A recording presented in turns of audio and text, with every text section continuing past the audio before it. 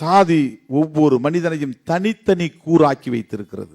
ஒவ்வொரு தனி மனிதனுக்கு இடையிலும் தடுப்பு சுவரை போட்டு வைத்திருக்கிறது. அந்த தனி மனிதனுடைய உணர்வு எப்படிப்பட்டதாக இருக்கும் என்று பார்த்தால், முதலில் எந்த சாதி என்று தெரிந்து கொள்ள முயற்சிக்கிறவனாகவே இருப்பான். பிறகு அந்த சாதிக்குள்ளேயே எந்த உட்சாதி என்று தெரிந்து கொள்ள முயற்சிக்கிறவனாக இருப்பான். ஆக சாதி உணர்வு உட்சாதியாக குறுகிவிடும்.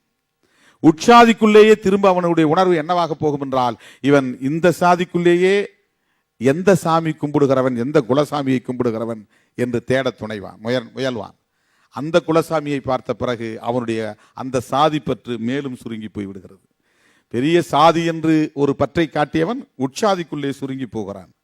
உட்சாதிக்குள்ளே இருக்கிறவன் அந்த சாதிக்குள்ளேயே எந்த சாமியை கும்பிடுகிறவன் என்று சுருங்கி போகிறான். அந்த ஒரே சாமிக்குள்ளேயே ஏன் பங்காளி ஓம் பங்காளி என்கிற உணர்வுக்குள்ளே சுருங்கி போகிறான். சிங்கமாக கர்ஜிக்க தொடங்குகிறவன் ஒரு சிறு புழுவாக சுருங்கி போகிறான். இந்த சாதி உணர்வான்.